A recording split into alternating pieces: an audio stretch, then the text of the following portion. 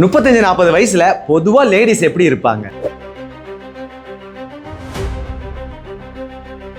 இப்போ அவங்களுக்கு தைராய்டு வந்தா எப்படி இருப்பாங்க? இது கூட டயாபிட்டிஸ் வந்தா எப்படி இருப்பாங்க? இந்த ரெண்டும் இருக்கும்போது பிசிஓடி வந்து irregular periods ஆச்சுன்னா அப்ப எப்படி இருப்பாங்க? இந்த மாதிரி நேரத்துல அதுவே அவங்க ஹெல்த்தியா ஹோம்மேடா ஒரு டயட்டை ஃபாலோ பண்ணா எப்படி இருப்பாங்க? அந்த டயட்டோட நல்லா ஒரு 3 டேஸ்க்கு சிம்பிளான எக்ஸசைஸ் வாக்கிங் பண்ணா இப்ப எப்படி இருப்பாங்க?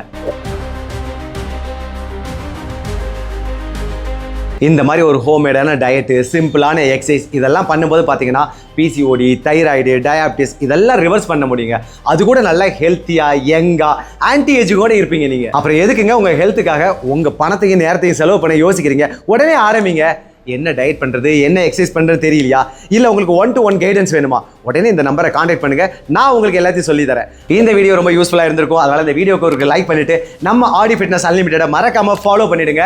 அது மட்டும் இல்ல, இந்த வீடியோவை யாரெல்லாம் ஹெல்த்தால கஷ்டப்படுறாங்களோ உங்க ஃப்ரெண்ட் ரிலேட்டிவ்க்கு ஷேர் பண்ண மறந்துடாதீங்க.